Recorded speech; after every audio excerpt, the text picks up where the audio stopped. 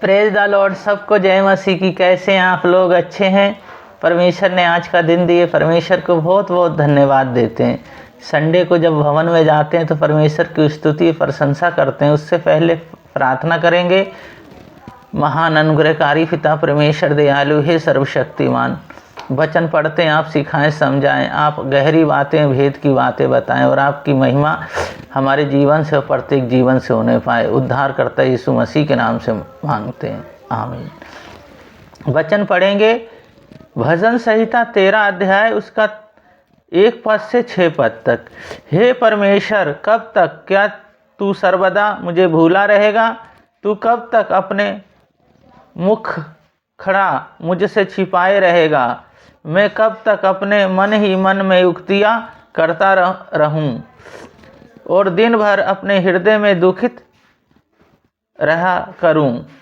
कब तक मेरे शत्रु मुझ पर प्रबल हो रहेंगे? हे मेरे परमेश्वर यहोवा, मेरी ओर ध्यान दे और मुझे उत्तर दे। मेरी आँखों में ज्योति आने दे, नहीं तो मुझे मृत्यु की नींद आ जाएगी। ऐसा ना हो कि मेरे शत्रु कहें मैं उस पर प्रबल हो गया, और ऐसा ना हो कि जब मैं डगमगाने लगूं तो मेरे शत्रु मगन हों। परंतु मैंने तो तेरी करुणा पर भरोसा रखा है, मेरे हृदय तेरे उद्धार से मगन होगा। मैं परमेश्वर के नाम का भजन गाऊंगा, क्योंकि उसने मेरी भलाई की है। इस वचन को पढ़े जाने को परमेश्वर आशीष दें। परमेश्वर से सहायता के लिए प्रार्थना। जब हम उनके सम्मुख और उनके चरणों में आते हैं, जब प्रार्थना करते हैं, जब उनसे सहायता मांगते हैं, तो वो हमें सहायता देते हैं। उसके लिए हमें क्या करना पड़ता है? पहले हमें प्रार्थना करना पड़ता है, उनकी स्तुति करनी पड़ती है, तारीफ करनी पड़ती है, और उसके नाम को जब ऊंचा उठाते हैं हम, तो हमारे जीवन में कार्य करते हैं। हम 6 दिन खूब काम काज करते हैं। 7वें दिन जब परमेश्वर के भवन में जाते हैं, जब उनकी स्तुति करते हैं, उनके नाम को ऊंचा उठाते हैं, परमेश्वर हमारे जीवन में एक बदलाव को लेके आते हैं, बड़े बड़े कार्य करते हैं। प्रार्थना का मतलब है, प्रार्थना जब करते हैं तो हम उनसे बातचीत करते हैं। और दूसरी बात है भरोसा। जब हम उन पे भरोसा कर लेते हैं तो अपना जीवन हम उन्हें सौंप देते हैं, और जैसे वचन बताता उसी के अनुसार हम जीवन को जीते हैं, और उनकी कामों की जो उन्होंने काम हमारे जीवन में किए हैं वो उनको महिमा देते हैं। तो अपने जीवन को ऐसे सौंपते हैं, परमेश्वर हमें हर समय हमारी सहायता मदद। तीसरी बात है भलाई। वो हमारे जीवन में भलाई करते हैं, चाहे दुश्मन चारों तरफ से घेर ले, चाहे शैतान की शक्तियाँ चारों तरफ से घेर ले, पर वो परमेश्वर हैं जो हमें सब तरफ से सुरक्षा प्रदान करते हैं, और उसकी हर अंधकार की शक्तियों को, उसके जलते हुए तीरों को वो परमेश्वर हैं जो बुझा देते हैं। इसलिए हमें क्या करना है?